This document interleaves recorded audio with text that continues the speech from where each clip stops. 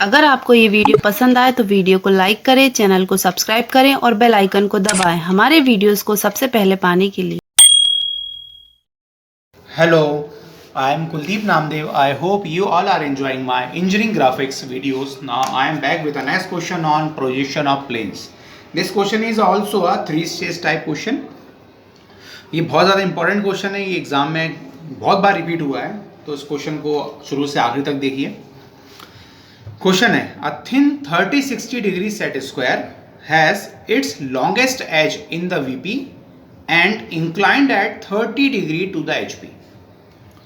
It's surface makes an angle of 45 degree with the VP. Draw its projection. आप question पढ़ के समझ गए होंगे. क्वेश्चन जिस ट्रिक से मैं आपको बता रहा हूँ वो ट्रिक से आप सॉल्व करेंगे जरा से हो जाएगा.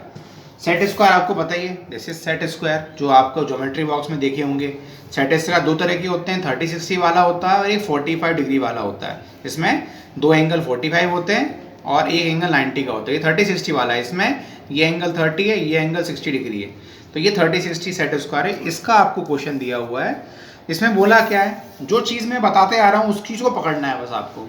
आपका क्वेश्चन पूरा क्लियर हो जाएगा. क्या बोला इसने, has its longest edge in VP. यहाँ उसको एज चाहिए वीपी पे.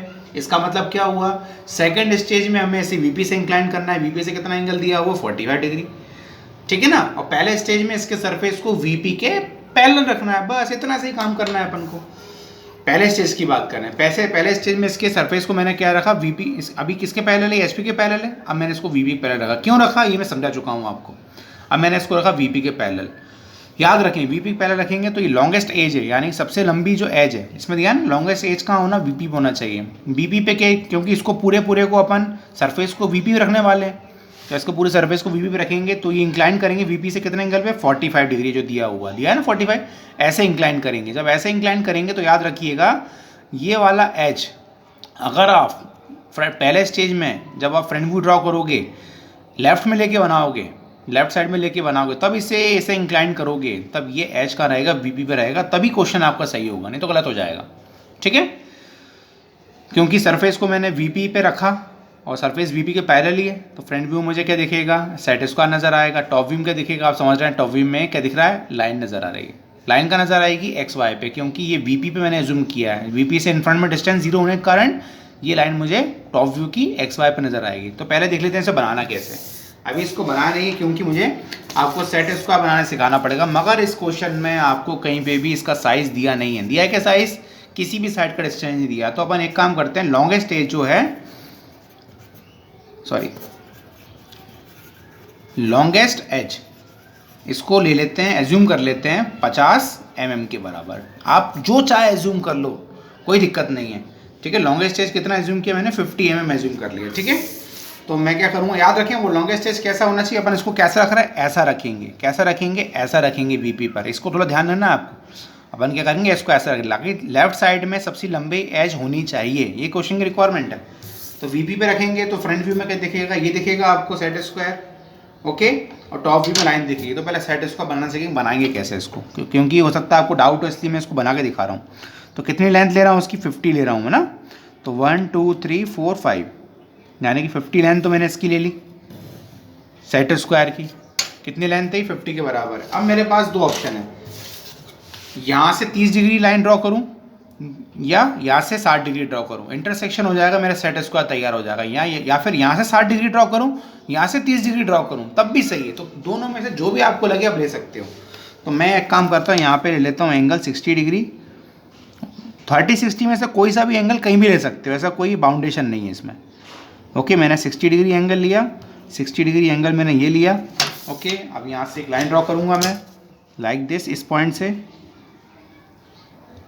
एक मिनट में चेक कर लेता हूँ एंगल सही है ना. एक मिनट, गलती तो नहीं होनी चाहिए. Angle is okay.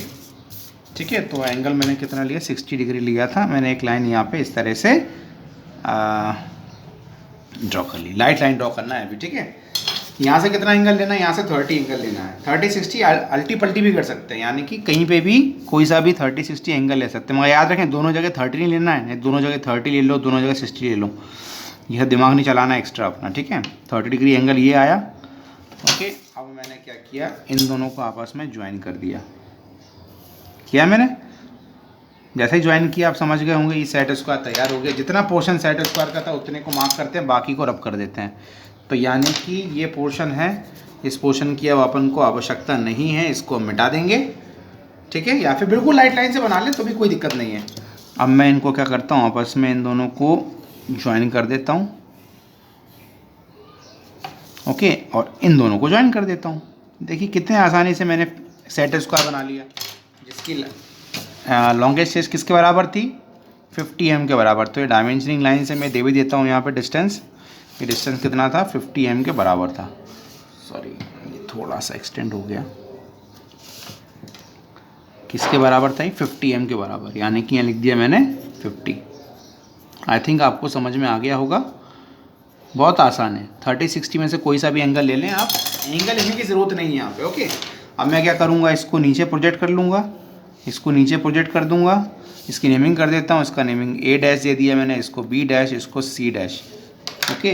पहला और आखिरी प्रोजेक्टर को डार्क लाइन से आप जोड़ देंगे तो आपका टॉप व्यू तैयार हो जाएगा। तो इसका नाम क्या है, A डैश B डैश, तो ये AB हो जाएगा, ये C हो जाएगा। अब क्या करेंगे, इस लाइन को VP से इंक्लाइन करेंगे और ऊपर इनको प्रोजेक्ट करते हुए उनकी मैशिंग करते हुए यहाँ पे भी एक अपन इसको बना लेंगे, ठीक है। तो इसको मैं कंप्लीट कर लेता हूँ फिर। हेलो, जैसा कि आप देख पा रहे हैं मैंने इस लाइन को इंक्लाइन कर दिया है 45 डिग्री विद द VP और इनके प्रोजेक्टर को ऊपर लेके गया, इनके प्रोजेक्टर को राइट तरफ लेके मैशिंग किया, सारा का सारा पॉइंट्स मैंने मार्क करके इनको आपस में ज्वाइन कर लिया। ये थोड़ा शॉर्ट नज़र आएगा, ये एक्चुअल साइज़ का ये थोड़ा शॉर्ट नज़र आएगा क्योंकि ये VP से इंक्लाइंड है, ठीक है। अब तीसरे स्टेज में क्या करना है, मुझे बात कर लेते हैं तीसरे स्टेज की। Longest stage in the VP and inclined at 30 degree to the VP, यानी कि जो लॉन्गेस्ट स्टेज आपने अभी VP पे रखी है उसको HP से 30 डिग्री पर इंक्लाइन करना है। सिंपल सी बात है। कौन सी लॉन्गेस्ट स्टेज है जो आपने VP पर रखी है, उसका नाम है AB। देखिए AB है ना, AB इंक्लाइन किया आपने, इंक्लाइन करने के बाद अभी भी कौन सा पॉइंट रेफरेंस पर है, AB, यानी कि एक पॉइंट होता तो कॉर्नर होता, दो पॉइंट है मतलब वो एज है। तो ये एज कहाँ पे, VP पे, यानी कि AB, यानी कि यहाँ जो बनाने वाला हूँ मैं फ्रंट व्यू, यानी इस पता है सीक्वेंस आपको 1 2 3 4 5। अब ये जो फिगर ड्रॉ करने वाला हूँ मैं, तो यहाँ पे इस साइज़ को, यानी कि इसको कॉपी करना, नई पोजीशन में पेस्ट करना है सेम साइज़ पे, इसको नहीं, इस साइज़ को यहाँ कॉपी करना है, यहाँ से यहाँ पेस्ट करना है। किस तरह से पेस्ट करना है, एक लाइन ड्रॉ करूँगा मैं कितने एंगल पे, 30 डिग्री पर, ऐसी कर लेता हूँ। कैसे भी करें, ऐसी लाइन ड्रॉ करें या ऐसी करें, कोई इशू नहीं है।